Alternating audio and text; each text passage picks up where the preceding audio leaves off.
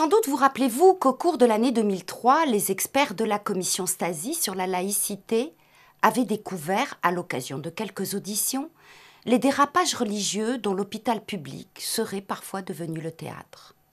Couloirs transformés en lieu de prière, femmes accouchant en burqa ou refusant d'être examinées par un homme en urgence, internes voilés ici ou là, psychiatres étrangers recevant dans le sud de la France avec le Coran posé sur la table, soignants récusés au prétexte de leur confession, supposée, ou de leur sexe, organisation de cantines parallèles aux cantines hospitalières pour servir une nourriture conforme à la religion au mépris des règles sanitaires, et plus grave encore, agression de certains médecins sur des prétextes religieux. Si l'hôpital avait déjà été confronté à certains interdits religieux tels que l'opposition à des transfusions sanguines par des témoins de Jéhovah, il semblait qu'il soit en but à des revendications tendant à faire prévaloir les convictions religieuses sur les règles communes. De fait, l'établissement de santé est un creuset dans lequel se côtoient toutes les composantes de la société et qui présente de surcroît la particularité d'accueillir des personnes souvent affaiblies, physiquement comme moralement, et donc particulièrement vulnérables. Enfin, parce qu'il est essentiellement un lieu de vie dans lequel les patients peuvent être hébergés pour de longues périodes, le milieu hospitalier est propice à l'exacerbation des différences culturelles et religieuses. Néanmoins, les incidents sérieux répertoriés par les agences régionales de santé restent relativement peu nombreux.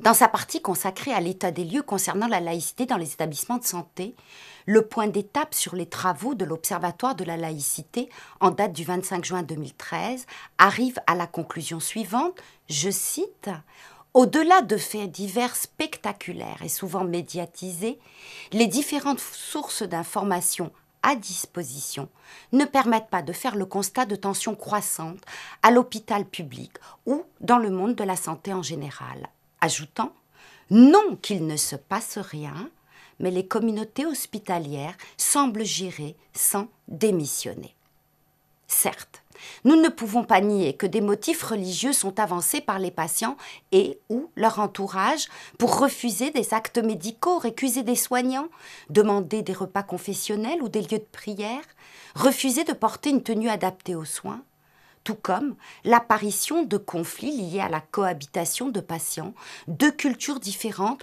ou n'ayant pas la même vision de la pratique d'une religion déterminée. Certains praticiens ou services sont particulièrement touchés, nous le savons, par les revendications religieuses, les services d'urgence, de gynécologie obstétrique, d'anesthésie ou de radiologie. À cet égard, le témoignage du docteur Jean Thévenot, gynécologue obstétricien, président de l'Ordre des médecins de Haute-Garonne, est absolument édifiant. Tout est parti, nous explique-t-il, d'un accouchement à l'été 2012, considéré par lui comme insupportable à vivre. La patiente était voilée, son mari refusait que je la soigne, il priait à côté de moi et donnait des ordres à tout le monde. Je ne voulais plus me retrouver dans cette situation. À partir de cette expérience bien difficile à vivre pour un soignant, et après avoir interrogé ses confrères, le docteur Thévenot a pris l'initiative de mener 3 ans de réflexion et de consultation avec des soignants, des juristes, des représentants d'institutions, des représentants de culte, pour aboutir en 2015 à la rédaction du premier guide « Soins et laïcité au quotidien », très largement diffusé aux médecins de Haute-Garonne. Ce guide, qui se présente sous forme de fiches, il y en a 27, apporte des réponses simples aux principales problématiques, religion, santé, rencontrées par les soignants, dans le souci d'intégrer le fait religieux dans la connaissance du patient, et je dirais même en revenant à une relation de soins plus humaine et moins technique. Car le soin n'est pas exclusivement physiologique. Il s'adresse à un homme, à une femme, à un enfant, dans la plénitude de sa personne, de sa culture, de sa croyance, de son identité, de son histoire. L'hôpital est un lieu fortement lié à la question des valeurs. On naît à l'hôpital et la naissance n'est pas seulement un acte médical. On touche au corps à l'hôpital et le soin interroge le rapport au corps qui diffère d'une culture, d'une religion à l'autre. On meurt à l'hôpital et la mort ne peut être complètement médicalisée car elle peut s'enraciner dans une foi qui structure. Mais il faut également ajouter que les difficultés que fait naître l'éruption d'un fait religieux plus revendicatif à l'hôpital ne sont pas seulement le fait des usagers. Certains personnels hospitaliers eux-mêmes refusent la mixité, portent des signes religieux ostensibles sur le lieu du travail. Alors, face à des comportements qui mettent en cause les fondements du service public, principe d'égalité, de continuité, respect des règlements sanitaires et des exigences de santé, mais également et de manière plus pragmatique, qui affectent le quotidien des personnels soignants, souvent démunis face aux réclamations religieuses, il faut reposer le cadre, et principalement le cadre juridique, premier socle tout de même des règles du vivre ensemble, rappeler les libertés, les interdits, expliciter encore et encore le contenu, la signification du principe de laïcité, mais également rappeler que la liberté religieuse est une liberté fondamentale. À cet égard, j'indique encore le guide établi par l'Observatoire de la laïcité intitulé « Laïcité et gestion du fait religieux dans les établissements de santé », en date du 23 février 2016 et librement téléchargeable. Là encore, c'est fort bien fait, très accessible, car des cas concrets sont envisagés, la réponse est fournie, et du reste, je me référerai à ce guide plusieurs fois. Alors, du côté des soignants, que se passe-t-il? Eh bien, du côté des soignants, c'est l'application du principe de laïcité, neutralité, mais évidemment avec l'existence d'une clause de conscience. De manière simple, la laïcité définit un aspect de l'organisation de l'État. Elle implique des règles objectives qui emportent des prérogatives ou des obligations pour les autorités publiques. Elle se distingue à cet égard des droits fondamentaux, tels que la liberté religieuse, qui constituent des droits subjectifs au bénéfice des particuliers. L'objet de la laïcité tend à définir le rapport que les pouvoirs publics entretiennent avec le fait religieux, aussi respectueux que possible, mais prenant en considération des impératifs qui peuvent représenter des limites à l'expression religieuse. La laïcité définit des règles qui s'imposent au pouvoir public. C'est un principe qui caractérise un État dans lequel toutes les compétences politiques et administratives sont exercées par des autorités laïques. La laïcité ne s'applique pas aux personnes privées. C'est l'opposition entre la sphère privée et la sphère publique. Sont dès lors concernés par la laïcité l'État et les collectivités territoriales, les administrations, les institutions politiques. L'interprétation du concept constitutionnel de laïcité comme exprimant un principe de neutralité des pouvoirs publics par rapport aux convictions et aux institutions religieuses fait de la notion de neutralité un concept central. Dans son avis du 3 mai 2000, Mademoiselle Marteau, le Conseil d'État se réfère au principe de la laïcité de l'État et de la neutralité des services publics. Très précisément, dans ce célèbre avis contentieux, le Conseil d'État énonce que le principe de liberté de conscience, ainsi que celui de laïcité de l'État et de neutralité des services publics, s'appliquent à l'ensemble de ceux-ci. Tous les services publics sont concernés, et pas seulement ceux gérés par des personnes publiques. L'arrêt de la Chambre sociale de la Cour de cassation du 19 mars 2013 concernant une technicienne de prestation maladie juge pour la première fois que les principes de neutralité et de la laïcité du service sont applicables à l'ensemble des services publics, y compris lorsque ceux-ci sont assurés par des organismes de droit privé. Si les dispositions du Code du travail ont vocation à s'appliquer aux agents des caisses primaires d'assurance maladie, ces derniers sont toutefois soumis à des contraintes spécifiques résultant du fait qu'ils participent à une mission de service public, lesquelles leur interdisent notamment de manifester leurs croyances religieuses par des signes extérieurs, en particulier vestimentaires. La décision de la Cour européenne dans l'affaire Ebrahimian contre France, 26 novembre 2015, conforte pour la première fois cette position française sur l'étendue et le champ d'application du principe de laïcité. De manière expresse, la Cour de Strasbourg juge que l'obligation de neutralité pesant sur les agents publics en France ne méconnaît pas leur droit à la liberté de religion garantie par l'article 9 de la Convention. La solution retenue par la Cour de Strasbourg dans le cas Ibrahimian, il s'agissait d'une assistante sociale travaillant dans un service de psychiatrie d'un centre hospitalier, étant l'obligation de stricte neutralité religieuse à tous les agents des services publics. Enfin, il faut signaler que la loi du 20 avril 2016, relative à la déontologie et aux droits et obligations des fonctionnaires, rappelle à ceux-ci l'obligation de neutralité et le respect du principe de laïcité auquel ils sont soumis. À partir de ce cadre, qu'en est-il dans les établissements de santé? Tout d'abord, est attendu des agents publics et des salariés participant à une mission de service public une stricte neutralité religieuse. D'une part, le respect des croyances et des pratiques des patients est imposé aux agents de l'État qui doivent traiter de manière égale toutes les personnes. Les soignants, comme du reste tout le personnel de l'État, doivent s'abstenir de tout prosélytisme, mais encore de toute critique envers les religions. D'autre part, la neutralité religieuse du soignant lui interdit de façon très rigoureuse de faire état de ses propres convictions ou d'arborer un signe religieux. Cela ne se discute pas. Les principes ont été rappelés dans la circulaire du 2 février 2005 relative à la laïcité dans les établissements de santé. Tous les patients doivent être traités de la même façon, quelle que puisse être leur croyance religieuse. Les patients ne doivent pas douter de la neutralité des agents hospitaliers. Quelques exemples sont donnés dans le rapport de 2016 de l'Observatoire de la laïcité que je rappelle. Premier exemple donné dans le rapport, une chirurgienne d'un centre hospitalo-universitaire souhaite porter un foulard lorsqu'elle procède aux visites post-opératoires de ses patients. Il s'agit d'une atteinte à la neutralité des agents publics. Ainsi, cette personne ne peut pas porter de signe religieux durant son temps de travail et devra accepter de le retirer après un rappel des règles qui s'appliquent à elle. Dans le cas contraire, elle s'expose à une sanction pour manquement à ses obligations. Deuxième exemple, un agent hospitalier homme invoque des raisons religieuses pour refuser de serrer la main de ses collègues femmes.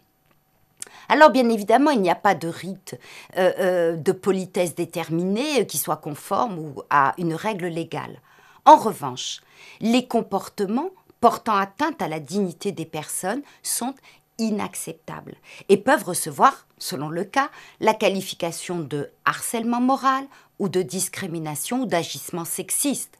Par exemple, le fait pour un homme de saluer ses collègues hommes en leur serrant la main, sauf celle de son unique collègue femme, et ce de façon répétée.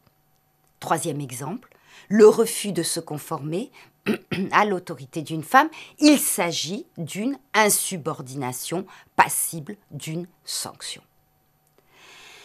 Il faut également, dans le même ordre d'idées, évoquer l'interdiction du prosélytisme par les personnels soignants. Toute forme de prosélytisme est interdite, même non violente. Ceci se justifie par la situation de faiblesse dans laquelle les patients se trouvent. Mais cette interdiction trouve également à s'appliquer entre personnels soignants. Inversement, un patient n'a pas à exercer des pressions sur le personnel hospitalier ou sur les autres patients. Mais il existe bien évidemment une clause de conscience. Cette clause de conscience du personnel soignant est inhérente à la fonction hippocratique. Tout médecin a le droit de refuser la réalisation d'un acte médical pourtant autorisé par la loi, mais qu'il estimerait contraire à ses propres convictions personnelles, professionnelles ou éthiques. L'article 47 du Code de déontologie médicale, c'est également l'article R 4127-47 du Code de la santé publique dispose, hors le cas d'urgence et celui où il manquerait à ses devoirs d'humanité, un médecin a le droit de refuser des soins pour des raisons professionnelles ou personnelles. Pour le médecin, c'est le droit de dire non, dans certaines circonstances, à condition d'apporter au patient une réponse pertinente, sans pour autant être obligé d'exposer ses convictions intimes, sans prosélytisme et en informant le patient sans délai des possibilités qu'il s'offre à lui. En effet, s'il se dégage de sa mission, le médecin doit clairement avertir le patient dès la première consultation et lui donner les moyens et conseils pour qu'il puisse bénéficier d'une prise en charge adaptée. De plus, le médecin doit s'assurer que sa décision ne contrevient pas aux dispositions de l'article 7 du Code de déontologie médicale, selon lequel le médecin doit écouter, examiner, conseiller ou soigner avec la même conscience toutes les personnes, quelle que soit leur origine, leurs mœurs et leur situation de famille, leur appartenance ou leur non-appartenance à une ethnie, une nation ou une religion déterminée, leur handicap ou leur état de santé, leur réputation ou les sentiments qu'il peut éprouver à leur égard. Il doit leur apporter son concours en toutes circonstances. En d'autres termes, l'invocation de la clause de conscience ne peut servir de prétexte à des discriminations, ni ne doit pouvoir être interprétée comme discriminatoire. Alors un exemple. Il est connu, un médecin ne souhaite pas procéder à une interruption volontaire de grossesse sur une patiente au nom de ses convictions religieuses. Si un médecin ou un personnel concourant à l'intervention peut effectivement refuser de procéder à une interruption volontaire de grossesse, la loi leur impose d'informer sans délai la femme de leur décision et de lui communiquer immédiatement le nom des praticiens susceptibles de réaliser l'intervention. Par ailleurs, ce refus ne doit pas s'accompagner d'une quelconque pression exercée sur la patiente, qu'elle relève du prosélytisme religieux ou non. Quelle est maintenant la situation du côté des usagers ? Eh bien, du côté des usagers, pas d'application du principe de laïcité, c'est la liberté de religion, mais une liberté de religion sous contrôle ou encadrée. À la suite de la publication du rapport Stasi, le 11 décembre 2003, une circulaire en date du 2 février 2005 est intervenue relative à la laïcité dans les établissements de santé, je l'ai déjà indiqué. La charte de la laïcité dans les services publics de 2007, comme du reste la circulaire qui l'a précédée sur les établissements de santé, assure, en principe, la protection de l'usager croyant de l'hôpital public. Ainsi, dans la charte de 2007, pouvons-nous lire « Les usagers des services publics ont le droit d'exprimer leurs convictions religieuses. Les usagers accueillis à temps complet dans un service public, notamment au sein d'établissements médico-sociaux hospitaliers ou pénitentiaires, ont droit au respect de leurs croyances et peuvent participer à l'exercice de leur culte. Enfin, tout agent public doit traiter également toutes les personnes et respecter leur liberté de conscience. » Quant à la charte de la personne hospitalisée de 2006, actualisant celle de 1995, elle prévoit dans son point 8 intitulé « La personne hospitalisée est traitée avec égard » que l'établissement de santé doit respecter les croyances et convictions des personnes accueillies, que toute personne doit pouvoir être mise en mesure de participer à l'exercice du culte, et on donne des exemples entre parenthèses, recueillement, présence d'un ministre du culte de sa religion, nourriture, liberté d'action et d'expression, rites funéraires. De la lecture des chartes, il ressort que l'usager croyant est non seulement protégé dans son autonomie de conscience, dans son fort interne, contre toute atteinte émanant du personnel soignant, mais également dans sa liberté de manifester sa croyance, ce que nous appelons le fort externe. Quant à l'autonomie de conscience, c'est-à-dire la protection du fort interne, la dimension protectrice du principe de neutralité peut être mesurée à l'aune de la liberté religieuse accordée au personnel soignant dans l'exercice de leur mission. Nous l'avons dit, ils doivent faire preuve d'une stricte neutralité religieuse, ils doivent traiter de manière égale tous les patients sans distinction de religion, s'abstenir de tout prosélytisme ou de toute critique envers les religions. Il s'agit d'une protection absolue, d'un devoir pour le soignant, d'un droit pour le patient. Quant à la protection du fort externe, c'est-à-dire l'exercice du culte, la liberté de manifester sa religion, ses convictions, etc., la mise en œuvre des principes tels qu'énoncés dans les chartes et qui protègent les patients dans la manifestation de leurs convictions est plus complexe qu'il n'y paraît et bute contre certaines limites. Précisons au préalable que le respect des convictions religieuses du patient relevant du registre prescription religieuse et qui pèse sur l'établissement de santé s'analyse comme une obligation de moyens et non de résultats. Qu'il s'agisse de la circulaire de 2005 spécifique à la laïcité dans les établissements de santé, de la charte de 2007 sur les services publics ou de la charte de la personne hospitalisée, les limites posées à la satisfaction des demandes confessionnelles des patients sont clairement établies. Ainsi, dans la circulaire 2005, un patient doit pouvoir, dans la mesure du possible, suivre les préceptes de sa religion.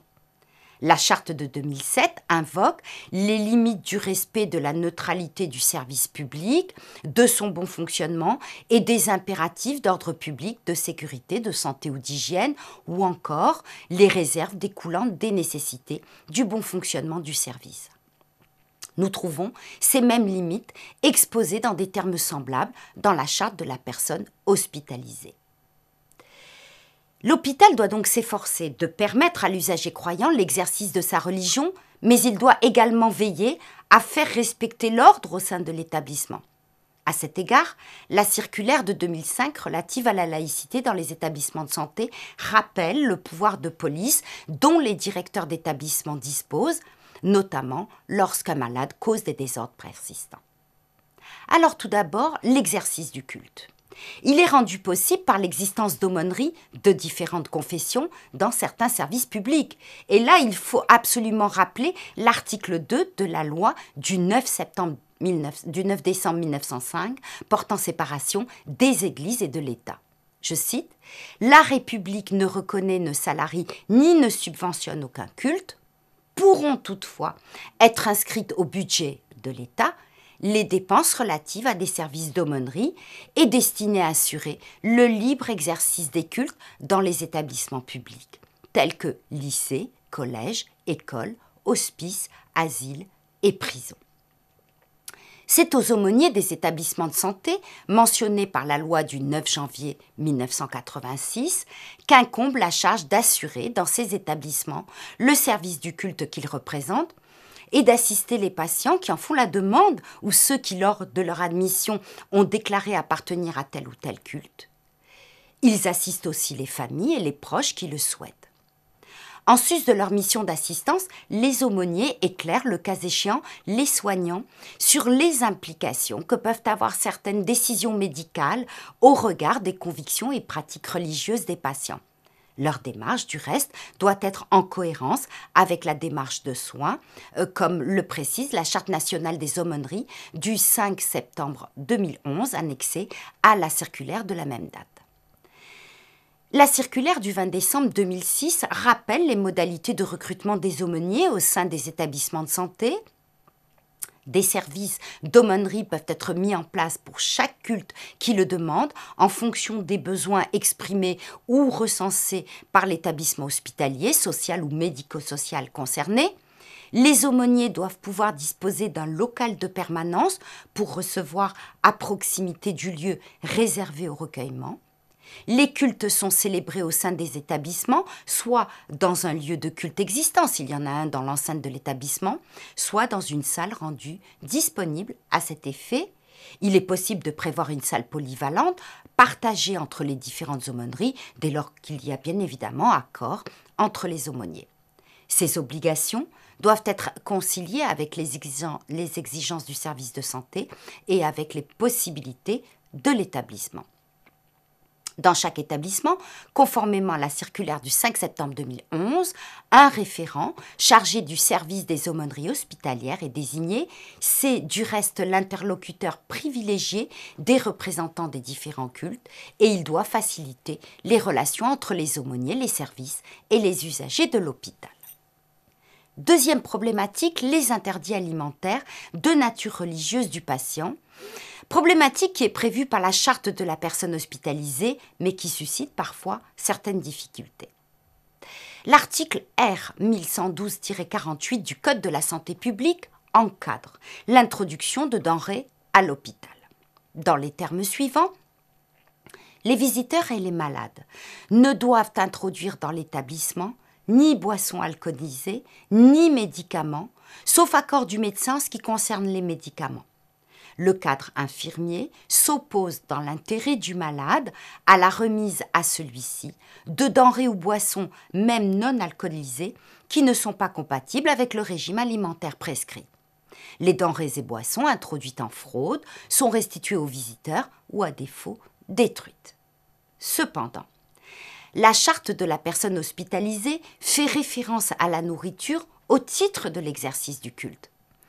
Mais il faut d'emblée souligner qu'aucun texte réglementaire ni a fortiori législatif ne vient imposer expressément aux intendants et cuisiniers des cantines des services publics l'obligation de proposer aux agents et aux usagers du service une alimentation conforme aux prescriptions de leur religion. Dans nombre de cantines, le poisson est systématiquement mis au menu du vendredi, ce qui emporte satisfaction des catholiques. Concernant les autres religions, particulièrement les religions juives et musulmanes, les prescriptions alimentaires sont parfois respectées grâce à la préparation de menus de substitution. Il en est ainsi en général de l'interdit du porc, mais les qualités cachères et halal sont difficilement prises en compte. Les établissements s'efforcent de trouver des alternatives. Ils délivrent des conseils permettant de concilier santé, pratiques religieuses. Et par exemple, les personnes diabétiques qui souhaitent respecter le ramadan peuvent suivre un stage pour apprendre à doser leur insuline pendant les périodes de jeûne. Troisième problématique, le port d'un signe, le plus souvent une tenue vestimentaire, manifestant l'appartenance religieuse par les usagers du service public. On relèvera tout d'abord que la charte de la laïcité dans les services publics ne vise pas expressément les tenues à connotation religieuse. Une seule disposition de la charte y fait référence, de manière implicite, c'est celle qui concerne la vérification d'identité. Lorsque celle-ci est nécessaire, les usagers doivent se conformer aux obligations qui en découlent. On peut considérer également qu'en rappelant les limites constituées notamment par la sécurité, la santé et l'hygiène apportées à l'expression des convictions religieuses, la charte prend en compte la problématique générale des tenues vestimentaires et notamment religieuses qui ne permettraient pas d'atteindre ces objectifs. La circulaire du 2 février 2005 relative à la laïcité dans les établissements de santé est beaucoup plus explicite, puisqu'elle précise qu'il convient de veiller à ce que l'expression des convictions religieuses ne porte pas atteinte à la qualité des soins et aux règles d'hygiène. Le malade doit accepter la tenue vestimentaire imposée compte tenu des soins qui lui sont donnés. La liberté dont jouissent les usagers, les patients des hôpitaux, ne sont pas soumis au devoir de neutralité et peuvent donc porter des signes ou tenues religieuses, et donc encadrés par la nécessité des soins et par les règles d'hygiène, et donc le patient doit accepter la tenue vestimentaire imposée et règles également de sécurité. Il faut aussi tenir compte de la tranquillité des autres personnes hospitalisées et de leurs proches et du fonctionnement régulier du service. Quatrième sujet à aborder, les prescriptions religieuses susceptibles d'être qualifiées d'atteinte à l'intégrité physique ou d'atteinte à la dignité. Et tout d'abord, nous pouvons aborder la problématique de la circoncision rituelle. La circoncision rituelle s'est trouvée placée sur le devant de la scène par l'effet conjugué d'une décision d'un tribunal allemand, le tribunal de Cologne, 26 juin 2012, et d'une résolution de l'Assemblée parlementaire du Conseil de l'Europe du 1er octobre 2013, suscitant polémiques, contestations, protestations et points de vue contradictoires des juristes, théologiens, médecins. Dans la résolution de l'Assemblée parlementaire du Conseil de l'Europe et parmi les atteintes à l'encontre des enfants, figure la circoncision rituelle, considérée comme faisant partie, c'est le vocabulaire de la résolution, des atteintes spécifiques, entre parenthèses, bien fermer la parenthèse, intentionnées, socialement acceptées, mais souvent médicalement injustifiées. Ce point de la résolution a soulevé un tollé de protestations comme celui soulevé en son temps par la décision du tribunal de Cologne et ayant abouti à la légalisation de l'acte sous certaines conditions en Allemagne par la loi du 22 décembre 2012. La permission de la loi ou la tolérance envers l'acte, avec le cas échéant un encadrement par la jurisprudence, n'empêche pas de s'interroger sur sa compatibilité avec certains textes internationaux comme nationaux et sur sa qualification. En effet, quel que soit l'angle juridique adopté, droit médical, droit civil, droit pénal, droit constitutionnel, la circoncision rituelle pose question. Très brièvement, qu'en est-il du droit français ? Il n'existe pas de texte interdisant ou autorisant explicitement la circoncision rituelle. Toutefois, nous avons un certain nombre de principes contenus notamment dans le Code civil qui s'appliquent au moins jusqu'ici en théorie à ce rite. L'article 16.1 du Code civil qui dispose « Chacun a droit au respect de son corps, le corps humain est inviolable, le corps humain, ses éléments et ses produits ne peuvent faire l'objet d'un droit patrimonial. » Les principes ainsi posés sont généraux. Ils protègent toute personne contre toute atteinte à son corps. Ils sont également d'ordre public. Le principe d'inviolabilité du corps humain, posé à l'article 16.1 alinéa 2, comprend la notion d'intégrité, visée cette fois par l'article 16.3 du Code civil dans ces termes. Il ne peut être porté atteinte à l'intégrité du corps humain qu'en cas de nécessité médicale pour la personne ou à titre exceptionnel dans l'intérêt d'autrui. Le consentement de l'intéressé doit être recueilli préalablement, hors le cas où son état rend nécessaire une intervention thérapeutique à laquelle il n'est pas à même de consentir. Le principe de l'intégrité est écarté lorsque deux conditions sont réunies. D'une part, une nécessité médicale et d'autre part, le consentement de l'intéressé sous réserve de ne pas contrevenir à l'ordre public.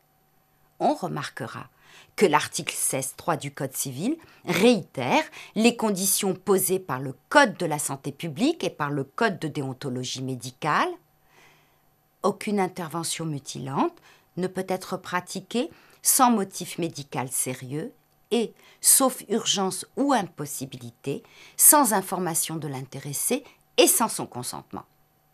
Examinée sous l'angle de l'inviolabilité du corps humain et du respect de son intégrité, la circoncision rituelle, qui consiste en une ablation totale ou partielle du prépuce de l'enfant, réalise une atteinte à l'intégrité du corps humain. Elle ne répond pas en l'espèce à une nécessité médicale et par hypothèse, dans l'immense majorité des cas, il n'y a pas de possibilité de consentement de l'intéressé vu le très jeune âge de l'enfant. S'agissant d'une opération qui peut avoir des conséquences graves pour l'enfant, le médecin, confronté à une demande de circoncision rituelle, doit être prudent. Il doit informer les parents des risques pour la santé de l'enfant, de la non prise en charge par l'assurance maladie de ce type d'intervention, mais il doit également rester neutre à l'égard de la pratique. S'il réalise l'opération, il faut absolument qu'il obtienne préalablement l'accord écrit des deux parents. Cet acte doit être réalisé dans des conditions de compétence conformes aux règles professionnelles, soins consciencieux, données acquises de la science. On peut également évoquer d'autres problématiques, peut-être plus en lien avec des pratiques culturelles que religieuses. Par exemple, l'hyménéoplastie, c'est-à-dire la réfection d'hymen, qui ne doit pas être réalisée chez une personne mineure ou majeure protégée, quels que soient les instigateurs de la demande, parents ou patientes. Cela constitue une atteinte à l'intégrité du corps humain et ne correspond pas à une activité de chirurgie esthétique. Lorsque la patiente est majeure, il faut lui expliquer les risques, les conséquences, le caractère incertain de son bénéfice présumé. Mais le praticien, qui par compassion accepte de réaliser ce type d'acte, qui n'est ni thérapeutique ni esthétique, et surtout éthiquement très discutable, met en jeu sa responsabilité. Autre problématique, le certificat de virginité. Le Conseil national de l'ordre des médecins considère que n'ayant aucune justification médicale et constituant une violation du respect de la personne et de l'intimité de la jeune femme, notamment lorsqu'elle est mineure, contrainte par son entourage de s'y soumettre, un tel examen ne relève pas du rôle du médecin. Par conséquent, celui-ci doit refuser l'examen et la rédaction d'un certificat contraire à la dignité de la femme. De même, il ne faut pas procéder à l'établissement de faux certificats ou de certificats de complaisance. Ce sont des délits punis par le Code pénal. Alors bien évidemment, il y a des cas où l'examen est effectué à des fins médico-légales, si la jeune femme désire faire constater sa virginité dans le cadre d'une procédure d'annulation de mariage. En cas d'agression sexuelle pour une victime vierge, le certificat constate des violences sexuelles et doit être établi selon les normes médico-légales. Dernier cas que l'on peut évoquer, l'excision, interdite en France, non point sur la base d'un texte spécifique, mais sur la base du droit pénal général. Et je me contenterai ici de rappeler, à propos de l'excision, que les médecins ont une obligation de signalement. Cinquième problématique, le refus de soins pour motif religieux. Alors les situations potentielles de refus de soins pour motifs religieux sont connues et pour certaines débattues. Il peut s'agir par exemple d'un refus de s'alimenter durant les périodes de jeûne prescrites par les religions, le mois de Ramadan par exemple. Une telle attitude peut mettre en danger la vie du malade et notamment lorsque la question alimentaire est en elle-même un acte de soin. Il suffit alors de se tourner vers la religion qui atténue le caractère contraignant pour le malade de la règle prescrite. Ainsi, le jeûne pourra-t-il être reporté à l'issue de la maladie. En outre, ceux qui ne peuvent supporter le jeûne en seront dispensés, mais selon le Coran notamment, ils devront compensation, nourrir un pauvre. Le jeûne peut également avoir des conséquences néfastes sur certaines pathologies comme le diabète et l'Association française des diabétiques donne un certain nombre de conseils pour préserver la santé des patients, soulignant que le Coran exempte les malades de la pratique si celle-ci peut nuire à leur état de santé. Le refus des transfusions sanguines émis par les témoins de Jéhovah est sans doute la question la plus complexe et elle a fait l'objet d'un contentieux porté devant les juridictions civiles et administratives. Alors il faut rappeler que le croyant témoin de Jéhovah, qui transgresserait l'interdit du sang, s'exposerait non seulement au rejet de sa communauté, mais également serait privé des félicités éternelles après sa mort. On mesure dès lors l'intensité des enjeux pour le croyant. Et comme le souligne le propos du commissaire du gouvernement Chauveau, concluant sur l'affaire Senana Yaké du 26 octobre 2001, sur laquelle je vais revenir, faire prévaloir, écrit-il, son devoir de croyant sur sa vie n'est pas en soi insensé. L'article 1111-4 du Code de la santé publique dispose qu'aucun acte médical ni aucun traitement ne peut être pratiqué sans le consentement libre et éclairé de la personne et ce consentement peut être retiré à tout moment. L'article R 4127-36 du Code de la santé publique précise dans son second alinéa « Lorsque le malade, en état d'exprimer sa volonté, refuse les investigations ou le traitement proposé, le médecin doit respecter ce refus après avoir informé le malade de ses conséquences. » Dans une décision du 16 août 2002, Madame F., le Conseil d'État a rappelé que sur la base de ce principe, le patient dispose du libre choix de son praticien et doit consentir librement aux soins qui lui sont dispensés. En 2005, le Comité consultatif national d'éthique pour les sciences de la vie et de la santé considérait que le respect du consentement se trouve renforcé si le refus de soins se fonde sur les convictions religieuses de l'intéressé. Or, la liberté de religion est garantie par notre Constitution et par la Convention européenne des droits de l'homme. Toutefois, et en dépit de la clarté des textes, la validité du refus de soins pour raisons religieuses est une question débattue, s'agissant principalement, pour ce qui nous occupe, du refus transfusionnel opposé par les témoins de Jéhovah.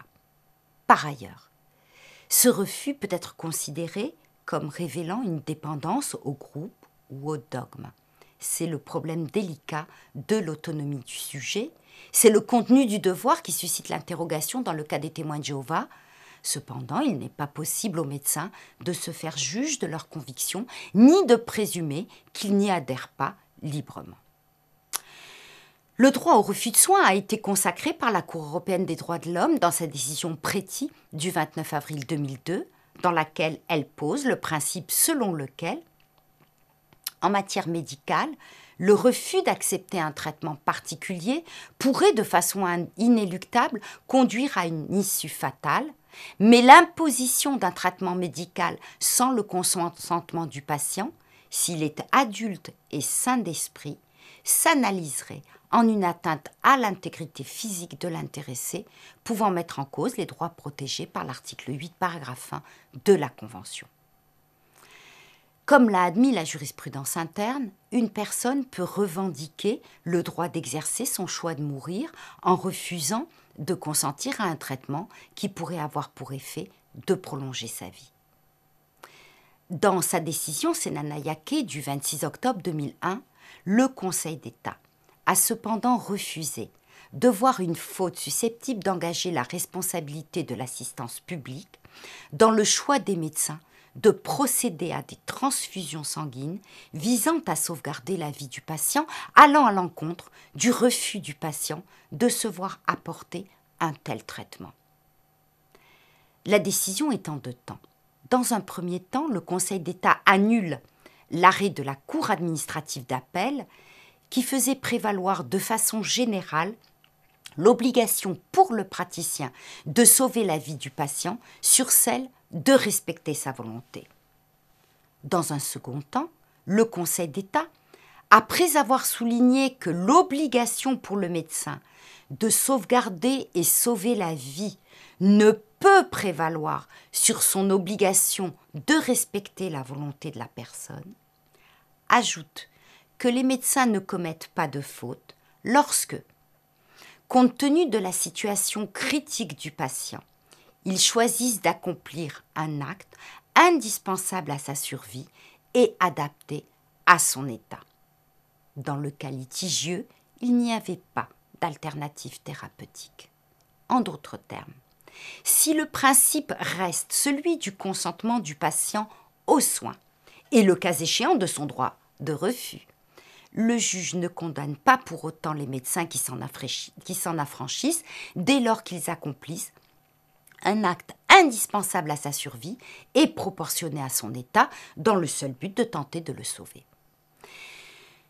Si les praticiens se voient confortés dans leur action, encore faut-il qu'ils respectent certaines conditions posées par un arrêt du Conseil d'État rendu le 16 août 2002, à savoir, les praticiens doivent établir le caractère indispensable de l'acte, ils doivent s'assurer de son caractère proportionné, ils doivent également avoir tout mis en œuvre pour convaincre le patient d'accepter la transfusion. Par ailleurs, le médecin qui respecte le refus de soins de son patient ne commet pas de faute professionnelle caractérisée, à condition bien sûr de ne pas commettre de négligence. La complexité des situations est particulièrement aiguë lorsque l'on étudie le cas particulier du patient mineur, notamment lorsque celui-ci a atteint un degré de maturité lui permettant d'émettre un refus de soins libre et éclairé. Au terme de l'article L 1111-4, alinéa 6 du Code de la santé publique, le consentement du mineur ou du majeur sans tutelle, c'est la même situation, doit être systématiquement recherché s'il est apte à exprimer sa volonté et à participer à la décision. Dans le cas où le refus d'un traitement par la personne titulaire de l'autorité parentale ou par le tuteur risque d'entraîner des conséquences graves pour la santé du mineur ou du majeur sous tutelle, le médecin délivre les soins indispensables. Toutes les décisions prises par les parents pour leurs enfants doivent l'être dans leur intérêt, dont le médecin est le garant et le protecteur. Si le médecin considère que le refus parental met en danger la santé de l'enfant, ce qui pourrait être le cas d'un refus transfusionnel, il doit délivrer les soins indispensables. Le critère qui légitime alors l'intervention médicale n'est plus la seule urgence, l'article L 1111-4 du Code de la santé publique faisant référence aux critères de gravité et d'indispensabilité. On ajoutera que le patient majeur, placé donc sous un régime de protection, est dans la même situation que le mineur, le médecin confronté à un refus de soins devra pratiquer les actes indispensables. Dernière problématique, la récusation d'un soignant. Les motifs de la récusation peuvent être le sexe masculin du soignant ou sa religion, réelle ou supposée. Alors on reconnaîtra volontiers que la récusation liée au sexe ne doit pas être enfermée dans la seule problématique religieuse. Nombre de femmes, par exemple, préfèrent des soignants femmes pour des raisons qui n'ont rien à voir avec la religion, mais par exemple par pudeur. Il faut tout de même convenir qu'une telle récusation est parfois liée à un motif religieux. Cela peut donner lieu à des incidents, parfois violents, au sein des structures de soins. À la laïcité, la mixité, l'égalité des sexes, la non-discrimination sont donc opposées des exigences religieuses et plus finement, me paraît-il, la liberté de choix du praticien et de son établissement de santé, ce droit du malade au libre choix de son soignant étant un droit fondamental de la législation sanitaire. En 1998, le Conseil d'État a affirmé qu'il s'agissait là d'un principe général du droit et l'article 1110-8 du Code de la santé publique dispose « Le droit du malade au libre choix de son praticien et de son établissement de santé est un principe fondamental de la législation sanitaire. » Or, deux dispositions de la circulaire de 2005 sur la laïcité dans les établissements de santé posent question. La première, relative à l'organisation du service, indique que le libre choix du praticien par le malade ne peut aller à l'encontre du tour de garde des médecins ou de l'organisation des consultations, dans le souci bien compris du principe de continuité. La seconde disposition évoque directement la récusation d'un praticien pour des motifs tirés de la religion connue ou supposée de ce dernier. Ce libre choix du malade ne permet pas que la personne prise en charge puisse s'opposer à ce qu'un membre de l'équipe de soins procède à un acte de diagnostic ou de soins pour des motifs tirés de la religion connue ou supposée de ce dernier, tels sont les termes. La charte de la laïcité dans les services publics est pour sa part radicale dans sa solution. Les termes sont les suivants. Les usagers ne peuvent récuser un agent public ou d'autres usagers, ni exiger une adaptation du fonctionnement du service public ou d'un équipement public. L'arsenal juridique dont disposent les acteurs de santé pour se prémunir et se défendre de ce qui est une instrumentalisation des droits reconnus aux patients paraît suffisant. Le Code pénal, notamment l'article 225-1, encadre convenablement les comportements discriminants pour protéger les soignants, dès lors que le comportement d'un malade ou de son entourage conduirait, pour des raisons fondées sur la religion, les croyances, voire le sexe, à perturber le système hospitalier ou à récuser illégitimement un agent. Les acteurs de santé ne sont pas si démunis qu'on le pense parfois face aux dérives d'instrumentalisation des droits reconnus aux personnes prises en charge. L'abus de droit peut être invoqué par les autorités hospitalières ou les soignants devant les juridictions, administratives ou civiles. Le Code de la santé publique met en outre à la disposition de la direction d'un établissement public un pouvoir de police administrative, nous en avons parlé, qui peut être utilisé à l'encontre du patient ou de son entourage. Au-delà du pouvoir propre du directeur d'établissement, les cas évoqués, notamment par les médias, relèvent de la qualification de voies de fait et de violence, et en l'état, notre droit semble suffisant à les sanctionner. En fait, rares sont les décisions qui ont eu à traiter de tels comportements exacerbés, mais leur étude est significative de l'efficacité tout de même de l'arsenal juridique existant. Et j'évoquerai deux décisions, l'une rendue par une juridiction de l'ordre judiciaire et l'autre par une juridiction de l'ordre administratif. Les faits de la première affaire se sont déroulés la nuit du 8 au 9 septembre 2006 dans le service de gynécologie obstétrique d'un hôpital parisien. Le père et mari de la parturiente, qui était hospitalisée pour un accouchement, s'est opposé au professeur de médecine qui devait la prendre en charge, en lui portant un coup avec sa main ouverte au niveau du visage, et ce, après avoir longuement et gravement perturber la bonne marche de l'établissement qu'il voulait voir se plier à ses exigences. Lors de l'enquête, le mis en cause a reconnu, tout en fournissant bien sûr une version édulcorée des faits, cette situation qu'il expliquait par des convictions religieuses. Et sur l'action publique, la Cour confirmera le jugement rendu par le TGI de Paris qui avait déclaré la personne coupable de violence sur un professionnel de santé sans incapacité et l'avait condamné à une peine d'emprisonnement. La seconde affaire s'était encore une fois déroulée dans un service d'obstétrique. Et il s'agissait là de savoir pour les juridictions si l'établissement public pouvait être responsable des dommages subis par le petit enfant. L'action était menée par les parents en leur nom propre, mais encore en celui de leur fils. Les faits étaient les suivants.